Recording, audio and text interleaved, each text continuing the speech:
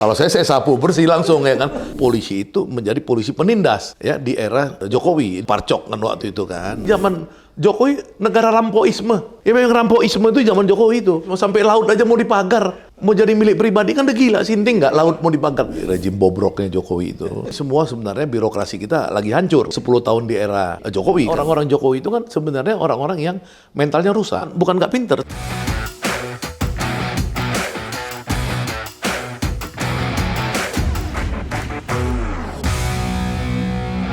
Kembali bersama saya di Abraham Samad Speak Up. Netizen, seperti biasanya hari ini saya menghadirkan tamu yang luar biasa. Ini sahabat saya, sahabat kita semua. Hampir setahun saya nggak berjumpa dengan beliau. Bung Sahganda Nainggolan. Assalamualaikum. Waalaikumsalam. Sehat Bung Sahganda? Alhamdulillah. Rambut sama kita nih ya. Aduh, Bung Sahganda hampir setahun. Bung Sahganda Nainggolan sekarang netizen ini pendiri ya, founder Grit Institute. Iya, lembaga kajian Grit Institute. Ya, lembaga kajian ini semacam think tanknya Pak Prabowo. Waduh, bukan. Ini kita think tank masyarakat aja ya kan. Think tank masyarakat. Bung Sahganda ini sudah ya boleh dikatakan setahun ya pemerintahan Pak Prabowo. Hampir setahun ya. Hampir setahun kita lihat survei juga ada yang memperlihatkan kepada kita semua 80% rakyat itu puas. Iya. Walaupun juga mungkin masih ada pro kontra di tengah-tengah masyarakat. Itu hal yang biasa menurut saya. Cuman masih ada catatan-catatan yang mungkin Bung Sahganda bisa menjelaskan kepada kita semua. Misalnya nih, kalau kita bicara tentang penegakan hukum. Kita lihat bahwa ini dia berjalan bagus, tapi mungkin masyarakat ini kan biasanya menginginkan hal yang lebih radikal, lebih cepat ya Bang Sahganda ya. Salah satu contohnya nih yang paling ditunggu-tunggu masyarakat untuk penegakan hukum yaitu reformasi kepolisian. Ini yang ditunggu-tunggu. Dan kemarin alhamdulillah Pak Prabowo sudah menjanjikan bahwa akan ada tim yang dibentuk untuk mereformasi kepolisian. Tapi kita lihat beberapa hari terakhir ini kok belum juga diumumkan. Bisa nggak Bang Sahganda menjelaskan kepada kita semua apa kira-kira kendalanya nih Bang Sahganda? Iya, kalau kita lihat kan semangatnya dulu ya. Semangat daripada rejim ini. Apakah rejim ini masih keberlanjutan, yang istilah mereka dulu dari rejim bobroknya Jokowi itu, menjadi rejim yang progresif revolusioner. Nah, kita lihat secara holistik itu terjadi, ya kan, karena leadershipnya presiden kita ya secara tegas bilang dia kembali ke Undang-Undang Dasar 45. Bahkan itu sebenarnya yang asli, ya kan, karena apa? Karena di dalam tubuh anggaran dasarnya Gerindra kan itu ditulis bahwa mereka akan mengembalikan kepada Undang-Undang Dasar 45 yang asli kan. Dan berkali-kali saya lihat Presiden Prabowo pidato pada saat dia mengutip pasal 33 Undang-Undang Dasar 45, dia tidak pakai yang keempat dan kelima, jadi hanya 3. Jadi yang sebelum diamandemen, jadi itu yang asli kan. Nah, apa yang asli itu? Yang asli itu kan sebenarnya corak kita lebih sosialistik, bukan sosialisme, lebih sosialistik, lebih pro pada rakyat. Kalau pendekatannya ke sosialis. Pendekatannya atau orang, karena dulu mayoritas umat Islam juga terlibat dalam pembentukan konstitusi, ya orang bisa juga bilang lebih islamistik kan gitu. Tapi kita bilang aja lebih sosialistik, misalnya seperti itu. Nah, kalau dia lebih sosialistik, dia bilang negara itu hadir untuk rakyat. Maka tema khususnya di era Jokowi 10 tahun itu, di mana setiap kekuasaan orang-orang di negara, di sektor negara, ya, dia itu lebih pada private interest, personal interest. Nah, di era Prabowo ini didorong oleh Prabowo jadi national interest, gitu loh. Ini dulu dapat. Nah, baru kita masuk misalkan satu-satu tadi, misalkan di dalam urusan kepolisian tadi, reformasi kepolisian. Penegakan hukum ya? Iya, penegakan hukum. Nah, memang itu ada 2 problem di kepolisian yang kita lihat selama ini. Dan tentu semua birokrasi ya. Saya tidak, polisi salah satu karena dia banyak konflik dengan masyarakat kan gitu. Langsung berhubungan. Tapi semua sebenarnya birokrasi kita lagi hancur. 10 tahun di era Jokowi karena itu ditunjukkan oleh indeks-indeks kan. Misalnya indeks persepsi korupsi kan turun ke 34.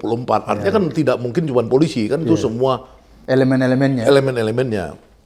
Nah, kalau kita misalkan bilang polisi tadi atau birokrasi, ada struktur, ada kultur kan.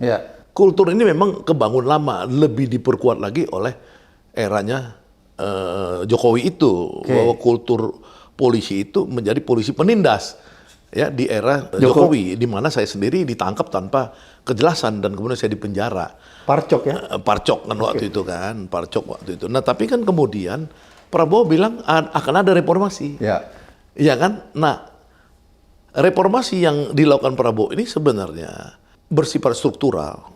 Yang dituntut orang kan pergantian Kapolri. Kepemimpinannya. Kepemimpinan kan. Tapi pemimpin. Pemimpin ya. Tapi pemimpin sama kepemimpinan kan beda. Pemimpin seorang diri kan kepemimpinan lebih banyak. Kolektif. Kolektif. Kalau saya lihat beberapa personal di kepolisian itu sudah mulai banyak yang diganti yang secara relatif ya dari sebelumnya yang saya dengar setelah 25 Agustus ada kekerasan itu di tanggal 28 itu kan 28 Agustus kemarin. Nah, ini yang kita tunggu sebenarnya. Kita tunggu, tapi kan kalau kita lihat political will baik dari presiden maupun dari polisi sendiri saya lihat bagus. Political will ya. Political will misalkan apa? Misalkan sekarang Rocky Gerung jadi salah satu simbol yang memberikan arahan-arahan tentang reformasi polisi ke depan misalkan. Nah Rocky ini sebenarnya kan yang dianggap sama seperti saya, Pak Abraham, konsisten 10 tahun ini berseberangan dengan polisi. Bahkan Rocky hampir dipenjara kan. Jangan-jangan kasusnya masih ada nih di kepolisian belum dihentikan, belum SP3. Waktu dia bilang Jokowi bajingan tolol kan gitu, ya kan. Nanti polisi kemudian menempatkan dia. Kemudian saya juga diundang kemarin oleh tapi apakah itu bukan sekedar lip service saja? Bisa aja, bisa. Itu kan tapi kan dari sisi polisinya. Dari sisi Prabowo-nya kan dia tetap bilang bahwa saya akan buat, ya kan, reformasi kepolisian. Dan saya akan bentuk timnya. Nah kita tunggu, ya kan. Itu maksud saya sebenarnya dalam the whole pandangan kita 1 tahun Prabowo, kemudian kita potret di kepolisian tadi, saya lihat overall ya. Survei-survei itu ya memang masuk akal gitu loh, bahwa Prabowo ini political will kan yang paling penting kan sebenarnya political will. Misalkan Pak Abraham Samad, KPK apa dulu sebelum Pak Abraham Samad? Ya kan ada kasus pembunuhan Najarudin atau apa namanya dulu, ada ini ada orang nggak percaya sama KPK. Ya kan Pak Abraham Samad masuk. Ada recovery kepercayaan kepada KPK kan gitu. Kan dimulai dengan political will kan gitu. Nah kita lihat Prabowo, dia punya political will. Jadi saya mengapresiasi itu dan mengapresiasi survei-survei bahwa memang ada sukses story di setahun Prabowo ini. Bang Saganda, pernah nggak Grit Institute mengajarkan kajian khusus melihat fenomena kepolisian Republik Indonesia? Belum ada. Baru akan minggu ini atau minggu depan. Kalau bisa Pak Abraham Samad juga pembicara. Insya Allah. Saya ngundang namanya Profesor Dr. Iza Padri. Ya, dia profesor yang paling senior di PT IKA sekarang. Tadi saya udah teleponan dari tadi. Karena dia itu ketua Ikatan Sarjana Polisi se-Indonesia dan dia itu mungkin IQ-nya 160. Ya, saya kenal dari mulai dia pangkat letnan, waktu itu masih letnan kan. Masih letnan, baru keluar dari Akpol ya. Akpol ya, saya kenal dia itu, dia pintar sekali. Dia tadi saya komunikasi udah menjelaskan konsep-konsep reformasi kepolisian dan saya bilang minggu depan ya kita buat acara. Apakah beliau itu masuk dalam tim reformasi kepolisian yang dibentuk Kapolri enggak? Enggak, karena dia udah di luar kan. Kalau udah di luar dia. Kalau yang ini kan semua yang pejabat aktif yang gitu ya. 42 ya kalau nggak salah polisi buat struktur sendiri.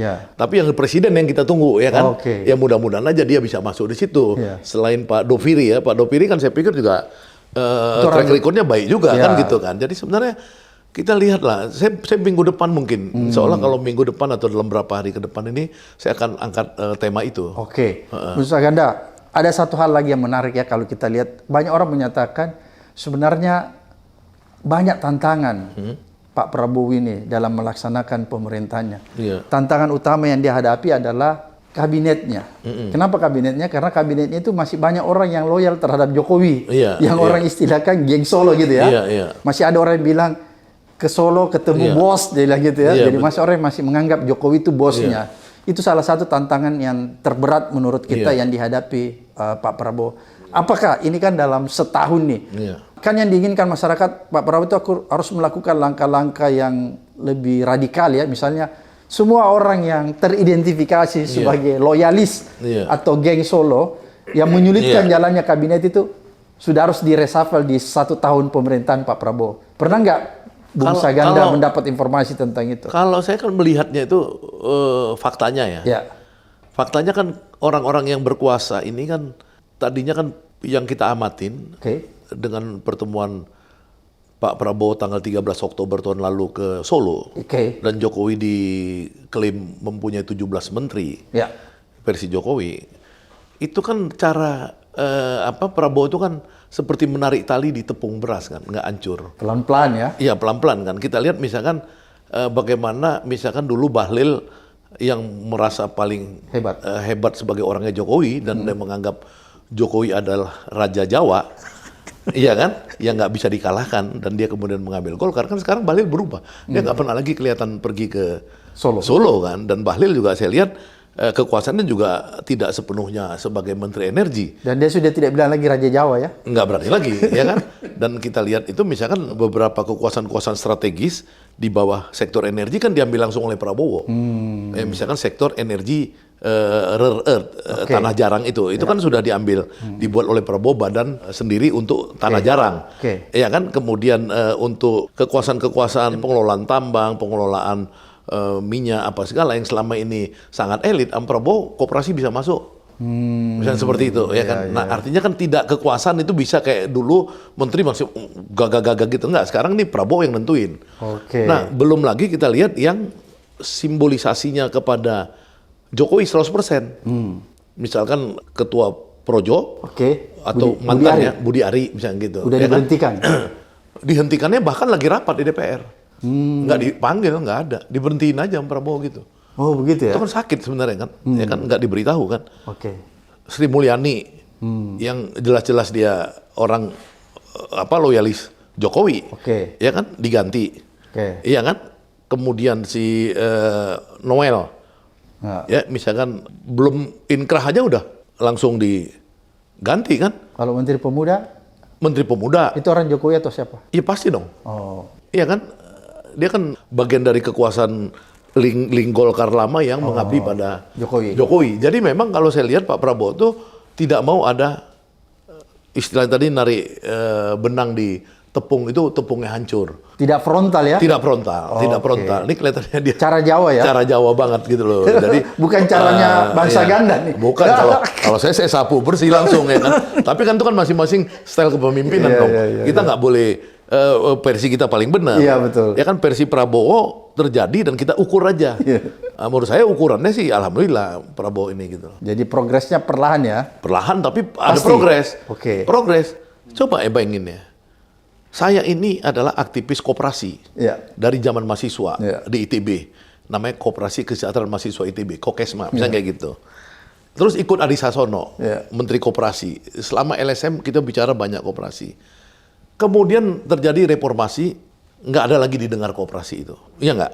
Padahal Bung Hatta mengatakan koperasi adalah suku guru perekonomian Indonesia. Sekarang koperasi itu total aset yang dikelola koperasi paling 500-600 juta. Swasta itu belasan atau puluhan triliun. Iya nggak? Udah nggak imbang kan? Jauh sekali. Iya, BUMN mungkin 15 triliun. Sekarang sama Prabowo, koperasi ini dimajukan.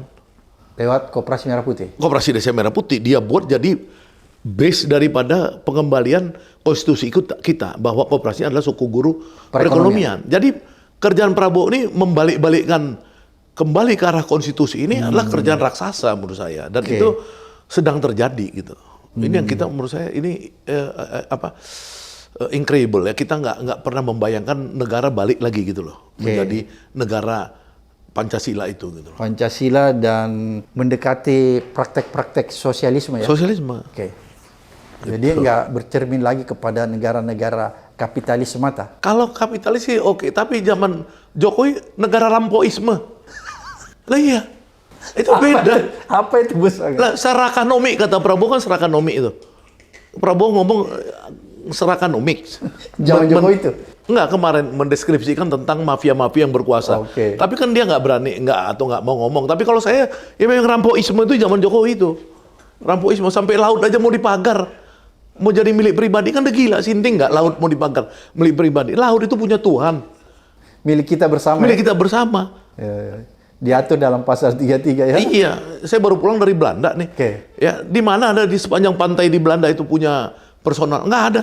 1 kilometer tarik, nggak ada boleh rumah, nggak ada boleh ini. 1 kilometer itu punya rakyat. Ya. Coba di Jakarta kita sepanjang 30 kilometer pantai, mana punya rakyat? Nggak ada. Ya. Rakyat mau masuk melalui Ancol, itu juga bayar. Jadi zaman Prabowo ini ditata, dikembalikan, ya kan, nasional kepentingan nasional, patriotisme semua dikembalikan. Gitu. Jadi Bung Saganda mau katakan di zaman Pak Prabowo ini national interestnya jelas? Jelas sekali, jelas. Contoh yang nggak jelas di zaman Pak Jokowi, ya kemana itu 5,2 juta ton ekspor nikel yang tidak terdaftar di BPS kita, coba. Yang dipersoalkan Faisal Basri waktu itu. 5,2 juta, tapi tercatat di BPS-nya Cina. Artinya ada penyeludupan. Bagaimana negara bisa dikelola? Memang saya kan pernah jadi komisaris di pelabuhan. Pelindo. Jadi saya tahu kapal, gimana cara ngapalin 5,2 juta ton itu. Ya kan, berarti kan waktunya lama sekali. Berarti ada uang negara yang hilang ya, yang lain. Artinya kenapa nggak ada yang bilang mencatatkan itu? Apakah biaya cukainya, apakah petugas bandar sah bandar, apakah petugas pelabuhan, apa segala masa nggak dicatat bahwa ada terjadi 5,2 juta ton timah ekspor nikel tidak tercatat. Raib begitu saja. Nikelnya diekspor, rakyatnya tetap miskin. Iya. Oke, Bung Saganda, menarik. Ini kalau kita lihat Bung Saganda ya, ada sedikit anomali. Mungkin Bung Saganda perlu jelaskan kepada kita semua. Anomali di pemerintahan Pak Prabowo. Anomalinya apa? Kita melihat bahwa Pak Prabowo ini kan sedang gencar-gencarnya melakukan efisiensi. Ya, harus segera efisiensi. Tapi di lain pihak, kita melihat struktur kabinet itu kok tidak diefisiensikan. Kemarin masih melantik para wamen yang menurut saya harusnya ya boleh dikatakan tidak terlalu butuh-butuh amat gitu. Apalagi kalau kita dalam posisi ekonomi yang mungkin agak kesulitan sehingga kita membutuhkan efisiensi. Bisa nggak Bung Saganda menjelaskan kenapa Pak Prabowo masih membiarkan kabinet itu seperti gemuk obesitas? Padahal kan menurut saya ada posisi-posisi tertentu, Bung Saganda, itu tidak perlu lagi ada wamen dan lain sebagainya. Bisa nggak Bung Saganda menjelaskan kepada kita kira-kira apa yang dituju Pak Prabowo sehingga masih mempertahankan kabinet yang gemuk? Apakah ini bagian seperti tadi yang Bung Saganda katakan, Pak Prabowo itu masih butuh konsolidasi, kalau menarik benang itu nggak mau harus pelan-pelan. Kira-kira bisa nggak Bung Saganda jelasin? Iya, memang kan politik kita ini selama demokrasinya masih demokrasi barbar. Yang semua dikendalikan dengan uang dan konsesi politik, itu memang setiap pemimpin itu kesulitan kan. Termasuk Pak Prabowo. Pak Prabowo dong, ya kan. Dia kan harus menghitung mana yang belum, ya kan. Nah, karena apa? Karena kan gini, misalkan kalau kita lihat di negara maju ya, di negara maju itu kan orang itu memilih partai kan 80% ya. 80% itu dia itu based on value, nilai yang diwakilin. Saya pencinta lingkungan. Saya pasti akan pilih Green Party. Iya kan, saya nggak peduli Green Party itu punya anggota atau nggak punya anggota di parlemen. Tapi saya yakin bahwa dialah yang akan mewakili saya. Menyalurkan aspirasi saya. Iya nggak? Kalau saya orang Kristen, ya kan, di Jerman misalkan, saya pasti akan coba milih ngasih ke Christian Democratic Union, kira-kira gitu, ya kan, karena udah pasti saya akan menyalurkan aspirasi saya dibawa oleh mereka. Kalau di sini kan enggak, partai itu kan nggak punya ideologi, ya kan? Even itu PKS adalah 70% mungkin dia coba ideologi ini ya, PDI mungkin 60% gitu ya, coba ya. Tapi overall kan hampir tidak punya. Kalau Prabowo kan dia baru akan menanamkan ideologi itu pada Gerindra, baru akan, karena dia sebagai pemimpin mau mentransfer ideologi itu kan. Kalau selama ini kan strukturnya lebih banyak tentara, anak-anak buah dia atau jaringan dia, ya, tapi ideologi kan masih ideologi tentara itu, bukan ideologi sosialismenya dia kan gitu. Nah, tanpa ideologi, Pak. Politik uang itu berkembang menjadi politik konsesional. Oke. Ya, kalau itu makanya orang bilang, misalkan enak aja. Kan entah siapa yang bisikin ke Prabowo, tiba-tiba Prabowo waktu udah ada close deal, kira-kira saya lihat ada close deal dengan Megawati. Tiba-tiba Prabowo besoknya ngomong, nggak ada lah orang nggak berkeringat dapat jabatan, posisi. Kan kira-kira gitu. Waktu 6 bulan lalu mungkin atau berapa. Jadi istilah tidak berkeringat itu, di kita itu adalah bagian dari tadi, kerja-kerja praktek-praktek politik demokrasi barbar ini. Nah, itu yang harus dihilangkan ya? Harus dihilangkan. Nah, makanya Prabowo membuat proposal kembali ke Undang-Undang Dasar 45. Tidak perlu ada yang bilang keringat tidak berkeringat. Iya, karena itu kan majelis rakyat itu MPR yang akan menentukan siapa pemimpin. Jadi adalah kita itu musyawarah untuk mufakat. Nah, tapi kan orang pada takut dong. Siapa yang berani kembali ke 45? Undang-Undang Dasar 45 yang asli? Karena dia pikir, wah kalau asli berarti presiden kita bisa Prabowo seumur hidup dong. Seperti Soekarno dan Soeharto. Pakai atas nama Undang-Undang Dasar 45 yang asli. Nah, tentu ini harus kita bicarakan, Pak. Itu jadi saya melihat bahwa Prabowo dalam merekrut wamen ini memang menurut saya sih kegemuan. Karena di antara isu efisiensi, ya harusnya bahkan ya kalau di zaman Pak Harto itu dulu, kalau nggak salah saya, itu ada satu ketika tahun 80-an itu Pak Harto meng-off-kan, merumahkan 70% pegawai bea cukai. Oh iya, paham. Karena pegawai bea cukai pada saat itu juga korup. Korup dan penghasilan cukai tidak meningkat. Ya. Maka dikasihlah sama swasta suku Pindo atau apa dulu gitu ya. Itu kemudian naik gitu loh. Nah, ide-ide ini mesti dikombinasikan, Pak. Ya bisa gini, kalau kita mau ngejar pajak 12% rasio to GDP, bisa jadi orang pajak setengahnya dipensiunkan, bukan pensiun, dirumahkan dulu. Jadi restrukturisasi kembali. Iya, 1 tahun 2 tahun itu mereka off aja dulu. Ya, restrukturisasi nanti. Tapi kemudian di order swasta ya untuk ngejar pajak-pajak ini. Supaya apa? Supaya pajak itu bisa meningkat dari 9 ke 10% sekarang menjadi 12% yang diinginkan oleh Prabowo. 12% rasionya itu juga sebenarnya terlalu rendah. Harusnya bisa 15%. Ya kan kita kan punya 200 orang pengemplang pajak kalau kata Menteri Purbaya. Iya kan? Nah, gimana cara ngejarnya? Kalau misalkan birokrasinya tadi tidak ideologis. Ya kan, maka harus dicari mesin baru dulu. Sambil mereka disekolahkan, dimasukkan ke camp-camp untuk dikembalikan ideologinya sebagai orang pajak misalkan. Nah, Prabowo harusnya begitu. Tapi kalau ngangkat menteri-menteri ini saya pikir mungkin simbolik lah ya untuk membuat ya ada yang senang gitu ya. Konsolidasi. Ya, partai sana senang, partai sini senang ya kan. Jadi kayaknya hanya di sini senang, di sana senang kan gitu. Tapi yakin nggak bangsa ganda, itu kan tadi bangsa ganda mungkin ketika masih ada wamen-wamen, menteri-menteri yang dipertahankan yang seharusnya kita sudah melakukan efisiensi untuk sementara Pak Prabowo untuk menyenangkan bagian dari mengingat jasa. Apakah bangsa ganda melihat bahwa setelah 1 tahun pemerintahan Pak Prabowo ini, Pak Prabowo akan mungkin melakukan reshuffle besar-besaran, termasuk melakukan efisiensi di kabinet? Ya masih mungkin, sangat mungkin. Karena kan kalau Pak Prabowo ini kan mungkin menurut saya akan melihat evaluasi yang dilakukan banyak pihak, termasuk survei-survei kan.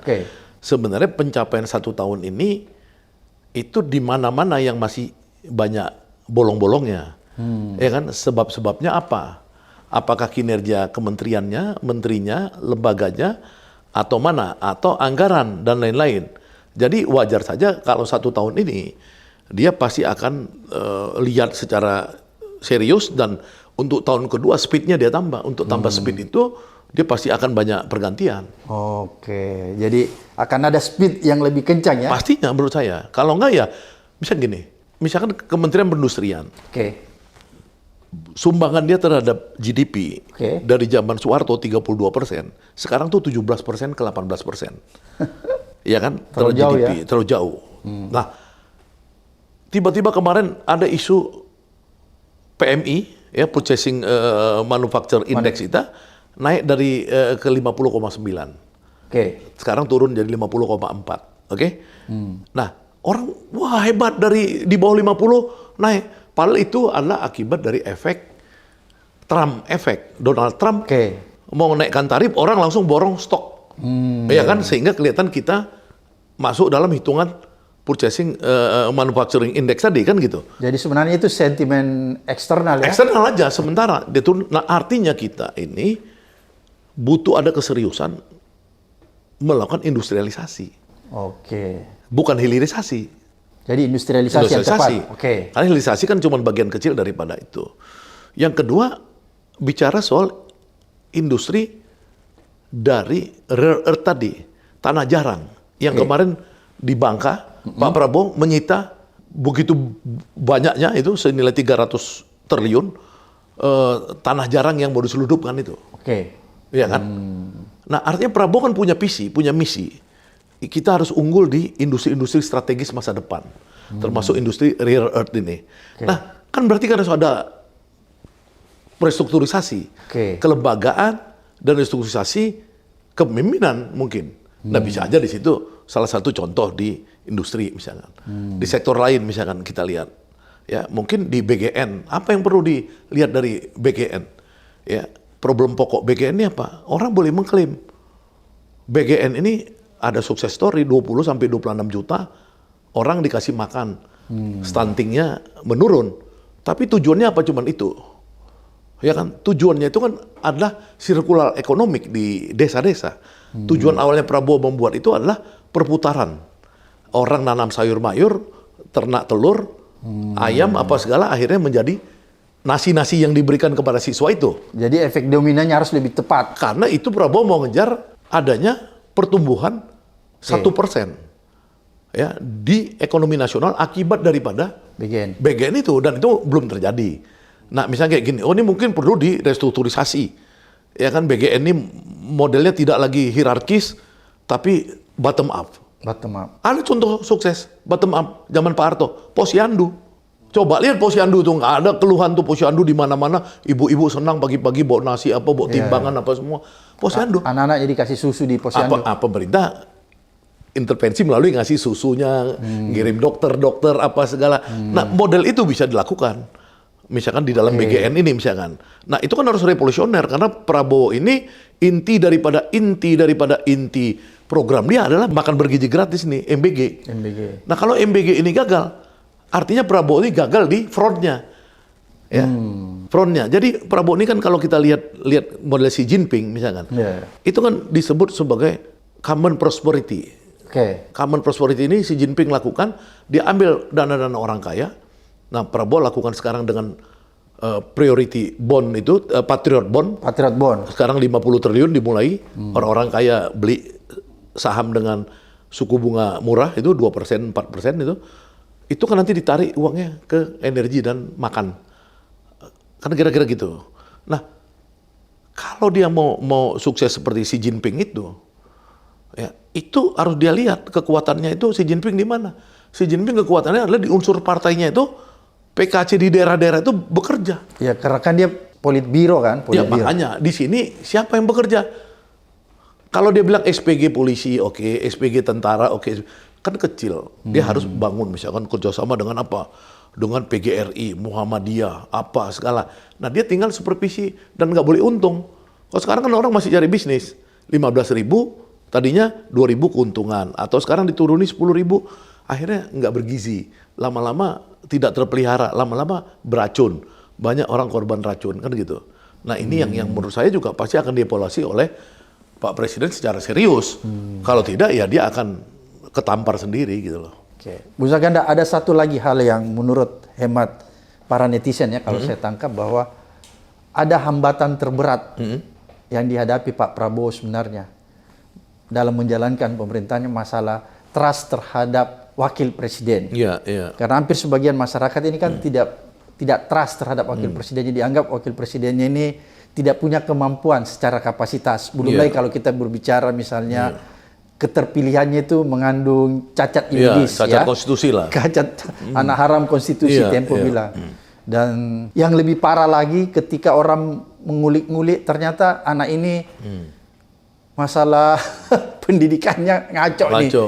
Katanya jangankan sarjana, SMA-nya saja ini masih kurang jelas ya. Betul. Dari hasil penelitian teman-teman, bahkan teman saya dari NTU Singapura menganggap bahwa si Gibran itu sebenarnya cuman kalau dilihat itu, kalau kita berkaca daripada secondary school itu sebenarnya SMP plus saja. Jadi nggak tamat SMA. Menurut Bung Saganda, apakah Pak Prabowo harus melakukan langkah-langkah yang progresif? Langkah-langkah yang mendengarkan. Ini kan sudah banyak tuntutan nih, Bung Saganda, baik dari purnawirawan dan masyarakat sipil lainnya, meminta bahwa kalau bisa nih wakil presiden dimaksulkan saja karena tidak punya kemampuan. Kalau Bung Saganda sendiri melihatnya nih? Ya pertama gini ya, kan Indonesia itu wakil presiden tuh yang paling berkinerja itu kan mungkin cuma 2 ya. Tiga lah, Hatta, Sultan Hamengkubuwono sama Habibie kan kemudian jadi presiden ya, sama si Yusuf Kala. Yang lain kan pelengkap, ban serap. Nah, maksud saya gini, sebenarnya kan yang paling ditakutkan rakyat ini kalau Prabowo meninggal, ini orang jadi presiden kan gitu. Sebenarnya itu yang ditakutin. Itu ditakutin kan. Sama kebencian orang, kenapa ini anak kecil nggak punya modal tiba-tiba jadi wapres kan kira-kira gitu. Anak kecil ya? Ya dong. Bocil-bocil nggak jelas kan gitu, itu main Tamiya apa mobil-mobilan itu kan gitu. Nah maksud saya sebenarnya yang paling penting tugas presiden adalah memastikan bahwa tidak otomatis kalau presiden meninggal wapresnya jadi presiden. Itu yang harus dipastikan. Itu harus dipastikan. Bagaimana? Saya nggak ngerti itu, apakah Pak Abraham yang lebih ngerti soal hukum gitu. Apakah undang-undangnya harus direvisi, di amandemen kan, atau apa kan gitu. Yang jelas kalau misalkan kita ini jalan tengahnya tetap seperti sekarang, nggak ada kerjaan. Kan presiden kan sekarang sibuk kemana? Presidennya kan nggak ada kerjaan nih. Wapresnya pelangap-pelongo kan, nggak dikasih kerjaan sama presiden. Jadi nggak dikasih kerjaan itu, atau memang anak ini nggak bisa kerja? Iya, dua-dua lah mungkin. Dua-dua. Karena kan menurut saya gini, kalau misalkan presidennya itu, misalkan dia percaya sama wapresnya, pasti dia kasih. Pada saat dia pergi ke luar negeri kan dia pasti kasihkan mandat. Seperti Pak JK dulu Pak JK, kan gitu kira-kira, dia mimpin rapat kabinet apa segala. Kalau dia kan nggak dikasih mimpin rapat kabinet, kan kira-kira gitu. Pernah satu hari, katanya kabarnya ini mau manggil menteri, menterinya telepon suruh pulang lagi kan gitu kan, nggak jadi kan gitu. Karena kalau dia rapat sama menteri, ya nanya apa, jawabnya apa kan bingung dia kan gitu. Ini orang udahlah, ini kan memang kesialan sejarah kita. Ya, dan kecelakaan sejarah. Kita korban, saya di penjara, ya kan Pak Abraham hampir juga ya kan apa segala, kita ini korban lah. Nah maksud saya ini the ultimate-nya itu, goalnya kalau bisa memang ini orang lengser kan gitu. Kan forum purnawirawan sudah minta dimakzulkan. Ya kan, dan seluruh rakyat itu harus waras. Ya, jangan nggak waras. Kewarasan itu adalah memang dia tidak punya kepantasan kan gitu. Ya udah lama isu ini kan kita bahas kan. Tapi jalan tengahnya bisa juga di amandemen ya, bahwa itu tidak ada kewajiban apabila Prabowo meninggal ya kan digantikan oleh Gibran atau bagaimana ya kan. Tapi ya kita berdoa pada Allah Subhanahu wa taala. Saya juga di Mekah kemarin minggu lalu saya berdoa untuk Prabowo agar sehat, panjang umur ya kan, nggak ada istilahnya dia meninggal itu, nggak ada ya kan. Umur kan di tangan Allah kan gitu. Jadi yang kita takutin wakil presidennya jadi presiden ya itu aja buat rakyat. Saya pikir itu yang paling mengerikan di mana-mana. Ini kan pembicaraan publik kan. Artinya kalau kita lihat yang ditakutin orang gitu loh. Kalau misalkan Prabowo meninggal, misalkan pemilu ulang ya kan, atau dikasihkan sama 3 apa istilahnya itu triumvirat. Nah, itu kan orang mungkin lebih tenang kan gitu. Ini yang belum clear menurut saya. Atau dibentuk presidium untuk melakukan pasti. Karena menurut saya gini ya, kadang-kadang kan kalau kita bicara teori revolusioner ya, itu kan revolusi itu kan sebenarnya datang karena situasinya memungkinkan. Nah Prabowo ini kan sebenarnya dalam teori revolusi kan dia penghalang revolusi kan. Iya kan sebenarnya kan. Saya orang kan dulu mau revolusi. Nah Prabowo tiba-tiba diajak berunding sama Jokowi jadi menterinya, menteri pertahanan di era Jokowi. Gagal revolusi kan. Kalau Prabowo dulu misalkan datang ke tempat massa rakyat yang sudah berkumpul di Bawaslu, ratusan ribu orang, dan Prabowo sendiri memimpin revolusi itu. Terjadi itu. Terjadi, yakin saya itu. Ini post factum ya, memang yakin saya. Nah, Tapi Prabowo kan dia maunya bukan revolusi, dia maunya evolusi dipercepat. Kayak Habibie tuh, Habibie nggak suka revolusi, dia sukanya evolusi dipercepat. Kalau saya revolusi senang saya, kan kira-kira gitu ya kan. Nah, jadi kalau misalkan kayak gini ya kita apa boleh buat, kan kita dapat presiden yang begini, kadarullahnya sudah jalannya begini, dan Prabowo orang baik, cita-citanya untuk bangsa ini dia tunjukin, ya kan? Kita tinggal dukung aja. Nah itu Pak menurut saya, ya kan. Oke, Bung Saganda, menurut Grid Institute nih, apa yang masih perlu diperbaiki, apa yang masih perlu dikencangkan di dalam program-program Pak Prabowo ke depan agar supaya ini menjadi sesuatu yang bisa diselesaikan secara sempurna dan dirasakan langsung oleh rakyat? Ya, pertama kan kita lihat misalkan di petani, nilai tukar petani kan naik 124 sekarang. Kemudian kita lihat ada 890 hampir 900 ribu lapangan kerja tercipta di sektor pedesaan pertanian. Ini kan luar biasa. Prabowo ini memang karena dia orang HKTI ya dan lain-lain, pro petani memang kelihatan tuh. Karena dia concern kepada pertanian ya? Pertanian pedesaan ya, itu jangan sampai itu mundur lagi.